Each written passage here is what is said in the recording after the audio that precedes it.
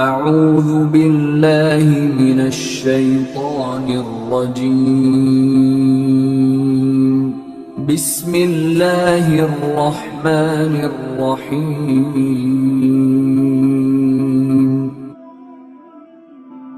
معزز سامعین اکرام، اللہ تبارک و تعالی نے قرآن پاک کے اندر اولیاء کرام کی عظمت و شان کے حوالے سے ارشاد فرمایا کہ الا ان اولیاء اللہ لا خوف علیہم ولا هم یحزنون، کہ خبردار بے شک اللہ کے جو اولیاء ہیں، اللہ کے جو دوست ہیں، لا خوف علیہم ولا هم یحزنون، نہ ان پر کوئی خوف ہے اور نہ کسی قسم کا کوئی غم ہوگا انہیں۔ دوسرے مقام پر فرمایا وَمَن يُطِعِ اللَّهَ وَالرَّسُولَ فَأُولَٰئِكَ مَعَ الَّذِينَ أَنْعَمَ اللَّهُ عَلَيْهِم مِّنَ النَّبِيِّينَ وَالصِّدِّيقِينَ وَالشُّهَدَاءِ وَالصَّالِحِينَ وَحَسُنَ أُولَٰئِكَ رَفِيقًا۔ جس بندے نے اللہ اور اس کے رسول کی اطاعت اور فرما برداری کی، فَأُولَٰئِكَ مَعَ الَّذِينَ أَنْعَمَ اللَّهُ عَلَيْهِم مِّنَ النَّبِيِّينَ، پس اس بندے کو ان لوگوں کا ساتھ ملے گا، فَأُولَٰئِكَ مَعَ الَّذِينَ أَنْعَمَ اللَّهُ، جن پر اللہ نے انعام فرمایا ہے، یعنی کہ من النبیین، نبی، والصدیقین اور صدیقین، اور شہداء والصالحین اور نیکوکار، وحسن اولئک رفیقا، اور یہ کیا ہی اچھے ساتھی ہیں۔ یہ ہے تلاوت کردہ آیت مبارکہ کا ترجمہ آپ کے سامنے۔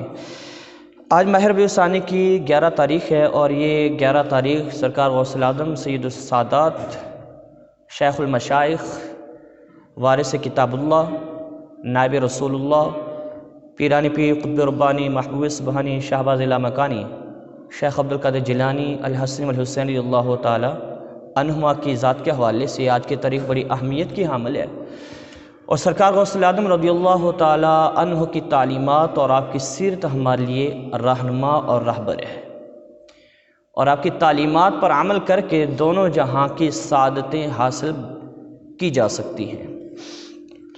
معزز سامعین کرام، سرکار غوث العظم رضی اللہ تعالی عنہ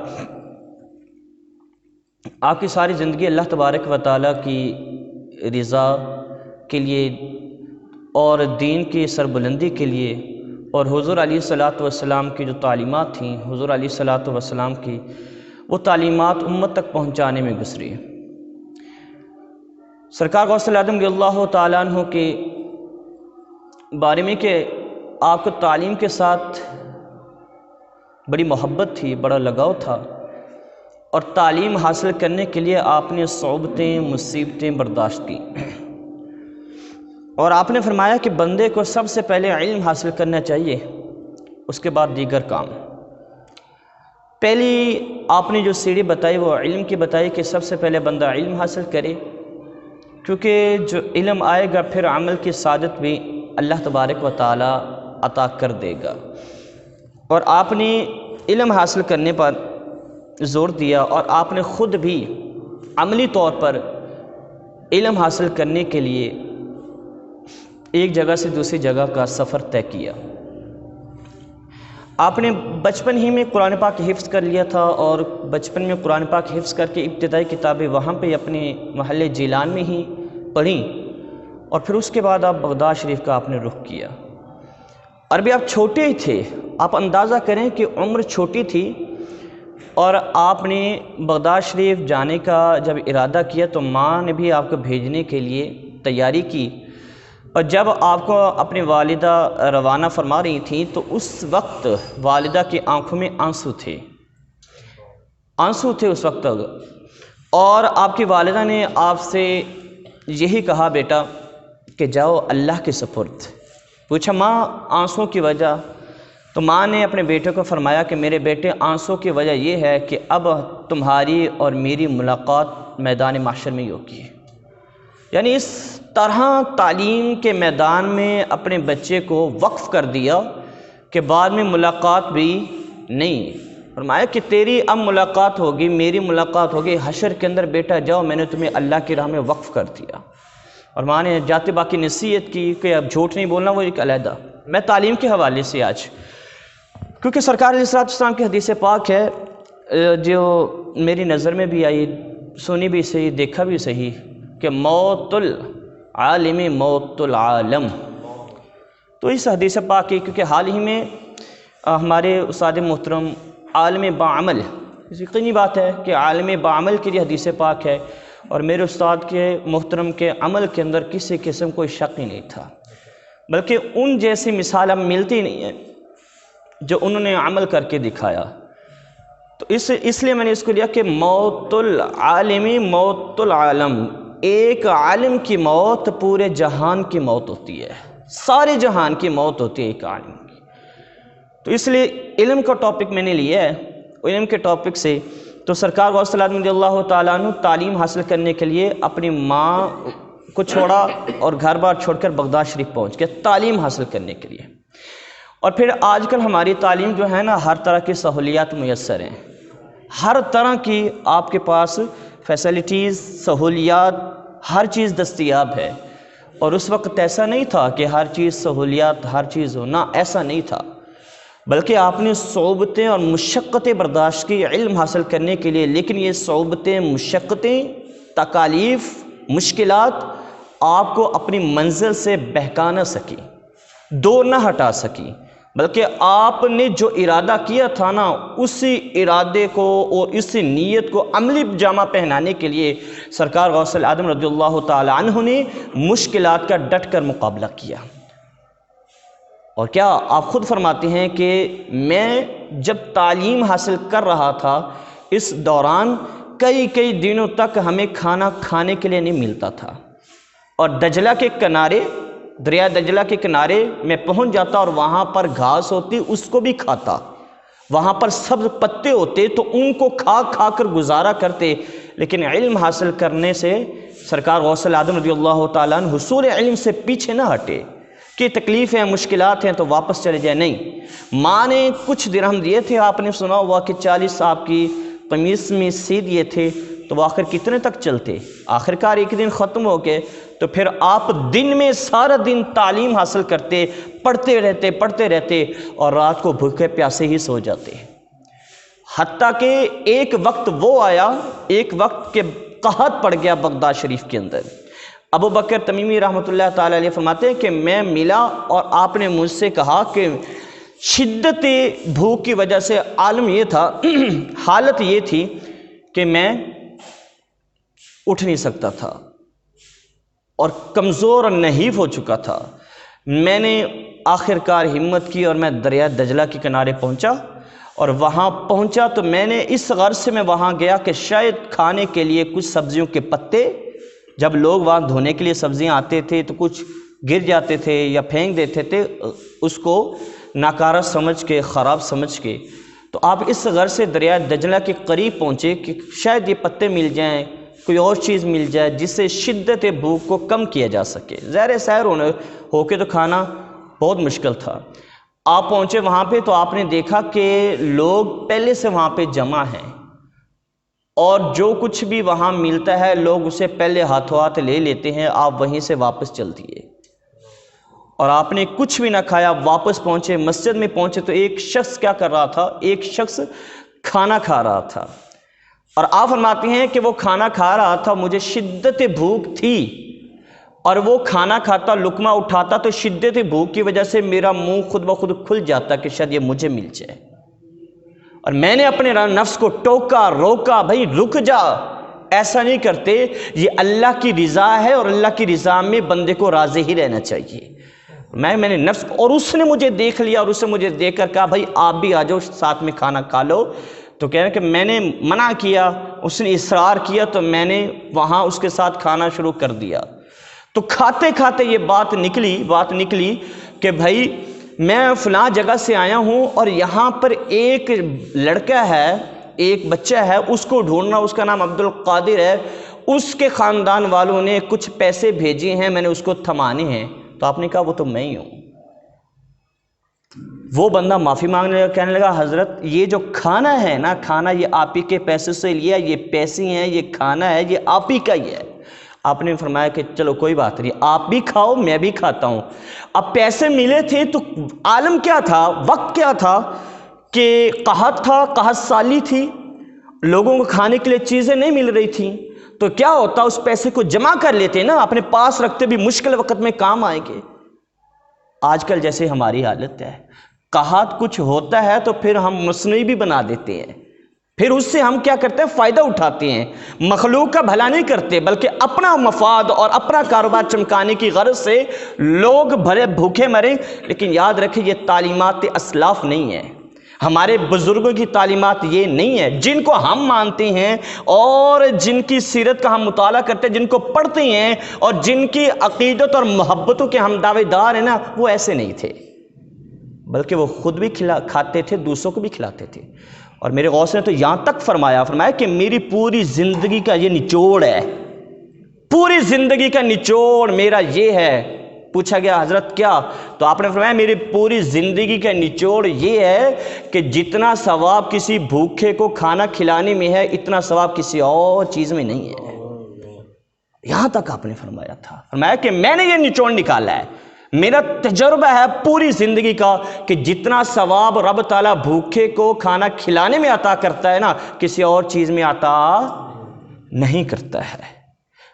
عثمان غنی رضی اللہ تعالیٰ عنہ، غالباً حضرت ابوبکر صدیق عمر فاروق کا دور تھا کہ جب قحط پڑا تو آپ کا قافلہ آنا تھا ملک شام سے، بھرا ہوا اناج سے بھرا ہوا، تو وہاں اس وقت اناج مل ہی نہیں رہا تھا۔ تو سیدنا صدیق اکبر رضی اللہ تعالیٰ عنہ نے عثمان غنی کو بلا کر اور فرمایا کہ آپ ایسا کریں کہ اس کو نا اتنے میں بیچ دے۔ تاجر بھی آگے سے پڑ گئے، انہوں نے کہا جی ہم 2 گنا آپ کو دیتے ہیں۔ انہوں نے کہا نہیں، 2 گنا جو ہے وہ کم ہے، میں زیادہ میں بیچوں گا۔ انہوں نے کہا 2 سے بھی زیادہ آپ کو دے دے گا، ڈبل قیمت ہم آپ کو دے رہے ہیں۔ کہ 2 سے بھی زیادہ کوئی دے دے گا؟ انہوں نے کہا میں تو 7 گنا کر کے دوں گا، 7 گنا کر کے دوں گا، اگر تم دے سکتے ہو تو دو۔ کہیں 7 گنا ہماری تو گنجائش نہیں ہے۔ انہوں نے کہا پھر 7 گنا والا ایک ہے میرے پاس جس کو میں نے دینا ہے۔ ان کا کون؟ فرمایا رب کی بارگاہ میں آج سارا لٹا دوں گا اور قیامت میں مجھے 7 گنا گیا 700 گنا بلکہ اس سے بھی بڑھ کر عطا کرے گا۔ اور بیچا نہیں، اس غلے کو بیچا نہیں عثمان۔ انہوں نے کہا کہ اب وقت ہے، لوگ پھنسے ہوئے ہیں، اب مٹھی کے اندر ہیں، ان کو دبا دو، ان کو پیس دو اور اس کو ذخیرہ کر کے تھوڑا تھوڑا بیچو۔ نہ، یہ تعلیمات ہمارے اسلاف کی نہیں ہے، ہمارے اکابر کی یہ تعلیمات۔ تو میں یہ کہہ رہا تھا، اس نے پیسے دیے تو آپ کیا کر لیتے؟ رکھ لیتے بھئی، تھوڑے تھوڑے خرچ کریں، پہلے نہیں مل رہا۔ آپ نے کیا کیا؟ آپ نے کھانا اس کو کھلایا، خود کھایا، اور پیسے جتنے آپ کی جیب میں تھے نا، جیب میں تھے، وہ پیسے جا کر غریبوں، یتیموں اور طلباء میں تقسیم کر دیا۔ آپ نے سارے تقسیم کر دیے، ساروں کو دے دیا حصہ، ساروں کو دے دیا۔ اور آپ کو پتہ ہے سرکار غوث اعظم رضی اللہ تعالیٰ عنہ، گھر میں کبھی کبھار چولہا نہیں جلتا، روٹی نہیں پکتی گھر کے اندر، چولہا نہیں جلتا، لیکن 2000 دینار کا آپ رحمت اللہ تعالیٰ علیہ سوٹ پہن کے خطاب کیا کرتے تھے، واز کیا کرتے تھے، 2000 دینار کا سوٹ پہن کے واز کیا کرتے۔ تو ایک دن بیوی نے، زوجہ نے کہا آپ تو بڑے یہ کپڑے پہن کے جا رہے ہیں، تھا ایک ہی سوٹ واز کے لیے، حضور کی بارگاہ میں حاضر ہونے کے لیے، حضور علیہ السلام کی حدیثیں سنانے کے لیے، اور اللہ کی بارگاہ میں حضوری کے لیے آپ اعلیٰ لباس پہنتے تھے۔ تو زوجہ نے کہا گھر میں تو پکتا کچھ نہیں ہے، گھر میں آتا کچھ نہیں ہے، کئی دن تک چولہا بھی ٹھنڈا رہتا ہے، اور آپ 2000 دینار کا جوڑا پہن کر واز کرنے جاتے ہیں۔ آپ نے کمال بات کی، آپ نے کی میں اس لیے پہنتا ہوں کہ کوئی مرید یہ نہ سمجھے کہ ہمارے حضرت کو کسی چیز کی حاجت ہے، کوئی میرا یہ دوسرا لباس دیکھے نا پھٹا پرانا، یا دوسرا لباس دیکھے پرانا، کوئی مجھے وظیفہ دینے کے لیے، نذرانہ دینے کے لیے نہ آ جائے، بلکہ وہ دیکھ کر یہ کہے کہ میرا ہمارے حضرت کو اللہ نے نوازا ہوا ہے، ہم اللہ کی رضا کے اندر خوش ہیں، اگر وہ ہمیں دے رہا ہے تب بھی خوش ہیں، نہیں دے رہا تب بھی خوش ہیں۔ یہ ہمارے اسلاف کے تھے، وہ تو کیا کرتے تھے؟ بھر بھر کے دیتے تھے۔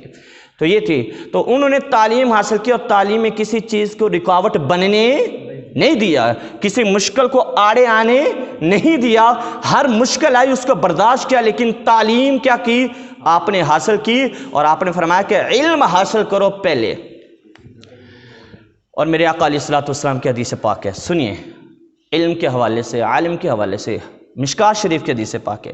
سرکار علیہ الصلوۃ والسلام نے فرمایا کہ جو شخص کسی عالم کے ساتھ بیٹھا 2 گھڑیاں بیٹھا، نمبر 1، نمبر 2، کوئی شخص کسی عالم کے ساتھ بیٹھا اور اس نے 2 لقمے کھانا کھایا، 2 لقمے کسی عالم کے ساتھ۔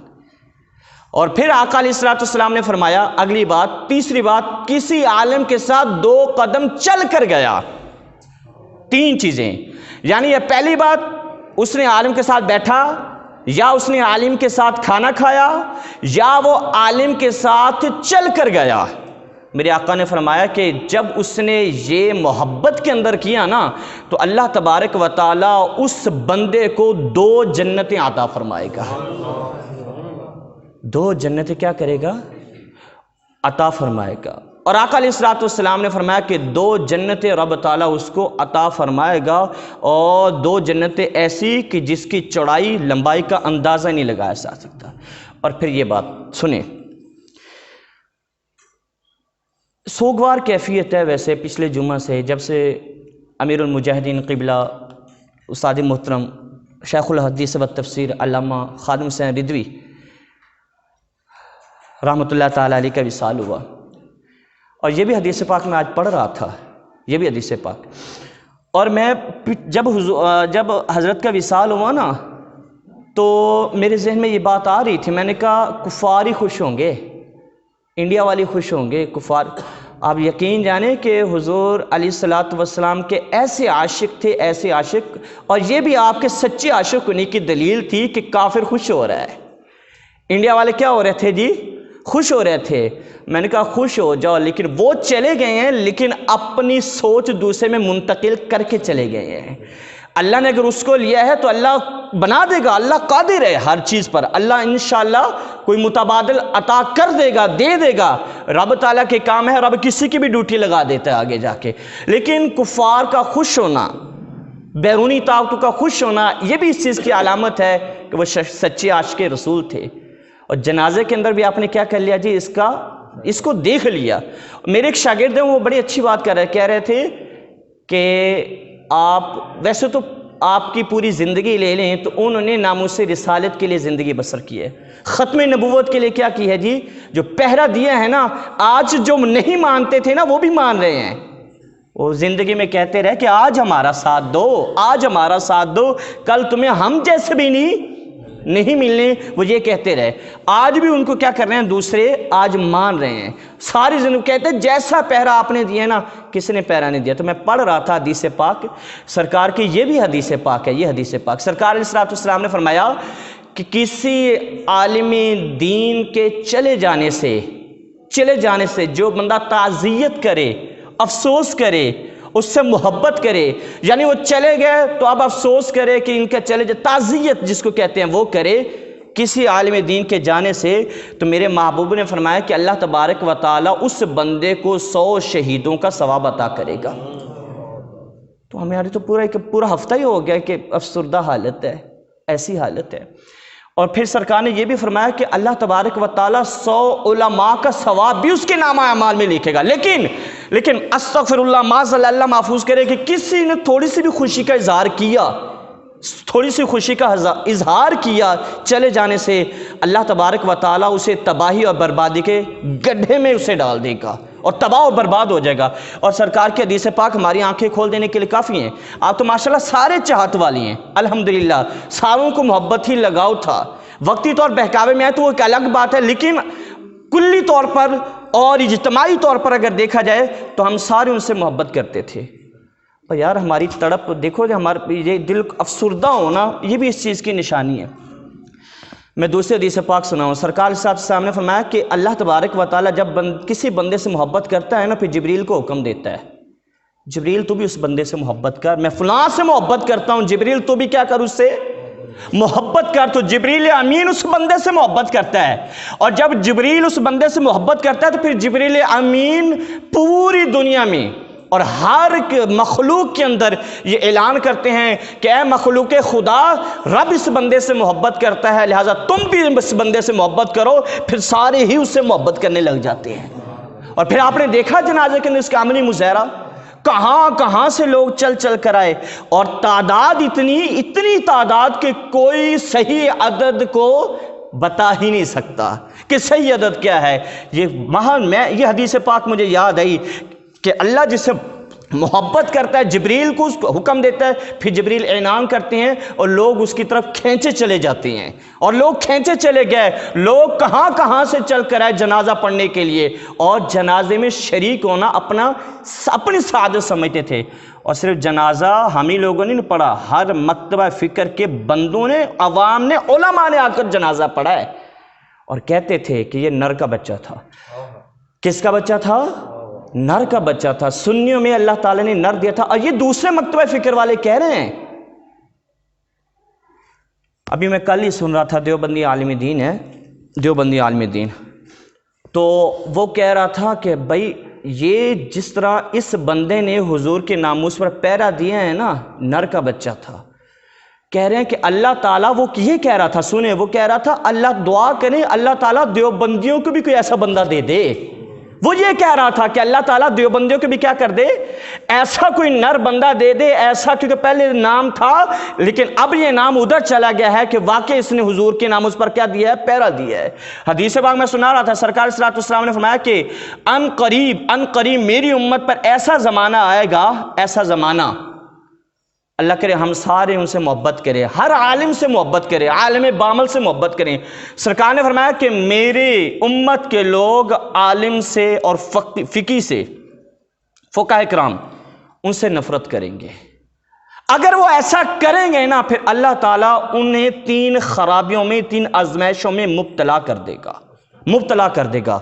جب کوئی عالم سے نفرت کرے گا، کسی سے نفرت کرے گا، تو سرکار نے فرمایا پھر 3 اس پر کیا ہو جائیں گی، آزمائشیں ڈالی جائیں گی۔ نمبر 1، اللہ تعالیٰ اس کی روزی سے برکت کو اڑا دے گا، دن رات محنت کرے گا لیکن پوری نہیں پڑے گی، اپنا پسینہ بہائے گا، خون جلائے گا اور اپنی نیندیں قربان کر دے گا، لیکن اس کو یہ برکت نصیب نہیں ہوگی صرف اس وجہ سے۔ نمبر 2، سرکار صلی اللہ علیہ وسلم نے فرمایا کہ جب میری امت علماء سے نفرت کرے گی نا، پھر دوسری آزمائش جو ان پہ ڈالی جائے گی، اللہ ان پر ظالم حکمران مسلط کر دے گا۔ اور تیسری فرمایا کہ ان کا جو ایسا کرے گا، پھر ان کا خاتمہ جو ہے نا، خاتمہ بالخیر نہیں ہوگا۔ اندیشہ ہے کہ وہ کیا جائے گا جی، اس کی موت ایمان پر نہیں ہوگی جب یہ 3 خرابیاں لاگو ہو جائیں گی۔ اور میرے استاد محترم، یہ درس دیا کر، مجھے تم سے کوئی غرض نہیں ہے، نہ میں تمہیں دے سکتا ہوں، نہ تم مجھے کچھ دے سکتے ہو۔ کیوں؟ ساری زندگی آپ نے خطبہ دیا، آپ نے کیا کیا جی، سرکار کا دین پھیلایا، لیکن اب بھی پتہ چل رہا ہے کہ جو تنخواہ لے رہے تھے وہ 15,000 تھی، وظیفہ 15,000، لیکن خوشحال مالی طور پر کیا کوئی فکر ہی نہیں ہے۔ لیکن اتنا میں تم سے کہتا ہوں کہ سرکار سے اتنی محبت ضرور کر کے جانا، اتنی محبت ضرور کر کے جانا کہ جب روح میرے پیراہن خاکی سے نکلی تو روزے سے آواز آئی، او میرا فقیر آیا۔ ایسی محبت ضرور کر کے جانا، اور یہ ہمیں سکھا کے چلے گئے کہ سرکار علیہ السلام کی محبت کے علاوہ کوئی چارہ نہیں ہے۔ اب دوسرے ایک عالم دین کی بات سنیں، ایک یہ حضرت علامہ مولانا سید ثانی شاہ صاحب رحمۃ اللہ دامت برکاتہم العالیہ، سید ثانی شاہ صاحب دامت برکاتہم القدسیہ، آپ بڑے اچھے خطیب بھی ہیں، اور آپ نے فرمایا کہ جب حضرت کا وصال ہوتا ہے نا، حضور بابا جی کا وصال ہوتا ہے، تو وصال کے دن جب خبر بریک ہوتی ہے، پتہ چلتا ہے، تو ایک عالم ہے فرخ مشتاق، یہ دیوبندی عالم ہے اور اچھے عالم دین ہیں، ان کا ایک اور دوست ہے وہ بھی عالم دین ہے، اور جب بابا جی کی خبر بریک ہوتی ہے نا، تو وہ کار چلا رہا تھا، کون؟ فرخ مشتاق کا دوست جو عالم دین تھا۔ جب اس کو پتہ چلا نا، اس نے یہ کہہ دیا کہ چلو اچھا ہوا چلے گئے، پوری قوم کو کیا کیا ہوا تھا، وقت ڈالا ہوا تھا، اس نے صرف یہ کہہ دیا۔ اب فرخ مشتاق یہ بھی دیوبندی ہے، اور جو سید ثانی شاہ صاحب، آپ جو ہے نا یہ فرخ مشتاق کو جانتے ہیں اور کلاس فیلو ہیں آپ۔ اب فرخ مشتاق سید ثانی یہ بلکہ پوری کلاس کے اندر بتا رہے تھے، اور ثانی صاحب بھی وہاں پہ کیا تھے، موجود تھے، کہہ رہے ہیں کہ اس نے یہ کہا، وہ گھر چلا گیا، میں اپنے گھر چلا گیا، صبح نا اسی بندے کا عالم دین جو دیوبندی تھا اس کا فون آ گیا فرخ مشتاق کے پاس۔ اب فرخ مشتاق پوری کلاس میں یہ واقعہ سنا رہا ہے، اور اس کا نمبر بھی ابھی موجود ہے۔ کہہ رہا ہے کہ وہ واقعہ سنا رہا ہے کہ جب بابا جی کا وصال ہوا نا تو اس نے یہ کہہ دیا کہ اچھا ہو گیا، وہ اپنے گھر چلا گیا۔ تو صبح صبح اس کا میرا فون آیا اور کہنے لگا کہ فرخ مشتاق جلدی سے میرے گھر پہ آ جاؤ۔ کہہ رہا میں نے کہا کیا ہو گیا؟ یہ ہفتے کا دن تھا جس دن کیا ہونا تھا جی؟ جنازہ ہونا تھا۔ کہہ رہا میں اس کے گھر پہنچا، میں نے پوچھا بھئی کیا ہو گیا؟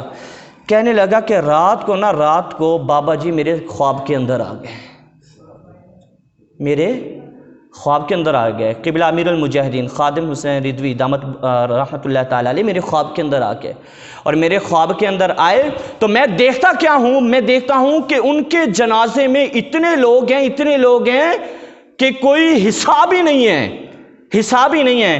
اور کہنے لگے کہ میں نے آپ کو اس لیے بلوایا ہے کہ ہم بھی چلتے ہیں ان کے جنازے میں شریک ہوتے ہیں۔ جو یہ کہہ رہا تھا کہ اچھا ہو گیا چلے گئے۔ کہہ رہا میں نے کہا پورا خواب تو بتاؤ، معاملہ کیا ہوا؟ کہنے لگا معاملہ پورا خواب سننا ہے تو پھر سنو۔ اب فرخ مشتاق بتا رہا ہے کہ اس عالم دین نے مجھے بتایا، جو دیوبندی ہے، وہ خود بھی دیوبندی ہے، کہنا مجھے اس نے بتایا کہ میرے خواب کے اندر ہے، میں نے جنازہ پڑھا اور دیکھتا ہوں مخلوق ہے، مخلوق خدا اس کے جنازے کے اندر۔ اور میں لوگوں نے جنازہ پڑھا، میں نے جنازہ پڑھا، بعد میں نا کچھ لوگ چلے گئے، کچھ لوگ اس کے ویگن کے ساتھ اور ایمبولینس کے ساتھ آگے، میں بھی ساتھ چلا گیا۔ جب دفنا رہے تھے تو میں بھی وہاں پہ موجود تھا۔ جب تدفین ہوئی سارے چلے گئے تو میں اکیلا بچ گیا، اور جب میں اکیلا بچا نا میں جانے لگا تو کیا ہوا؟ بابا جی نے اپنا ہاتھ نکال کے نا میری ٹانگ کو پکڑ لیا۔ کہنے لگے کہ اب جاتا کہاں ہے؟ ذرا دیکھ ادھر دیکھ ہوتا کیا ہے۔ کہنے لگا کہ میں ڈر گیا، میں کھڑا ہو گیا۔ میں نے دیکھا کہ آپ نے جب قبر سے ہاتھ نکالا نا تو میری ٹانگ کو پکڑ کے کہنے لگے کہ اب جا کہاں رہا ہے نا، ذرا دیکھ تو صحیح نا، جو حضور کا ہوتا ہے پھر کرم کیا ہوتا ہے اس کے اوپر، اس پر اللہ تعالیٰ کیا کرم کرتا ہے، اور سرکار علیہ السلام کس طرح۔ کہنے لگا میں کھڑا ہو گیا، کیا دیکھا میں نے دیکھا کہ اچانک نا قبر کے اوپر انوار و تجلیات اتری ہیں، میں گھبرایا تو آپ کہنے لگے کہ گھبراؤ مت، ڈرو مت، آگے دیکھو ہوتا کیا ہے۔ کہنے لگا میں کھڑا ہو گیا، میں نے دوبارہ دیکھا، میں دیکھنے لگا، کہنے لگا میں نے دیکھا کہ بابا جی نے نا قبر کے اندر ہی لبیک لبیک یا رسول اللہ کی صدائیں شروع کر دی، اور آپ نے لبیک یا رسول اللہ کہا تو جتنے قبروں والے تھے نا ساروں نے لبیک لبیک یا رسول اللہ کے نعرے بلند کر دیے۔ اور پھر بابا جی کہتے ہیں ابھی ختم نہیں ہوئی بات، آگے دیکھ کیا ہوتا ہے، آگے دیکھ کیا ہوتا ہے۔ وہ کہتا ہے کہ میں کھڑا ہو گیا، میں نے دیکھا کہ ایک سواری نا قبر کے اندر آئی ہے، قبر کے اندر ایک سواری آئی ہے، اور میں نے بابا جی سے پوچھا بابا جی یہ کون ہے؟ کہنے لگا یہ وہی ہے جس کے ساری زندگی نعرے لگائے ہم نے، جس کے ساری زندگی ہم نے کیا کیے؟ وہ نعرے لگائے ہیں۔ تو بابا جی یہی کہتے تھے نا کہ اتنی حضور سے محبت کر کے جاؤ، اتنی کہ جب روح میرے پیراہن خاکی سے نکلی تو روزے سے آواز آئی او میرا فقیر آیا۔ میں نے کہا ایسے ہی بابا جی کامیاب ہو گئے، یقین جانے۔ اور آپ یہ بھی فرما رہے تھے کہ اتنی محبت کرو، اتنی محبت کہ جب فرشتے تمہارے پاس آئیں نا، تمہارے پاس آئیں، پوچھیں من ربک ما دینک ما کنت تقول فی حق ھذا الرجل، کہ تو اس مرد کے بارے میں، اس رسول کے بارے میں کیا کہتا تھا؟ اللہ کہ جب فرشتے تیرے سے یوں پوچھے حضور سے اتنی محبت کر کے جاؤ کہ حضور خود آ کے کہو اسے جانے دو یہ اپنا ہی ہے، اسے جانے دو یہ کیا ہے؟ اپنی ہے۔ ہمارے دل دکھی ہیں، بے انتہا کے دکھی ہیں، کیونکہ ایسے مرد، ایسے ولی جنہوں نے کبھی نہیں سنا کہ کوئی تنخواہ کا معاملہ ہو، کسی چیز کا معاملہ نہیں، اس سے سکون ہے۔ جب ناموس رسالت کا، ختم نبوت کا بات آئی ہے نا، کھڑے ہو گئے ہیں۔ کوئی ساتھ چلا نہیں چلا، انہوں نے کیا کیا جی؟ کھڑا کر دیا۔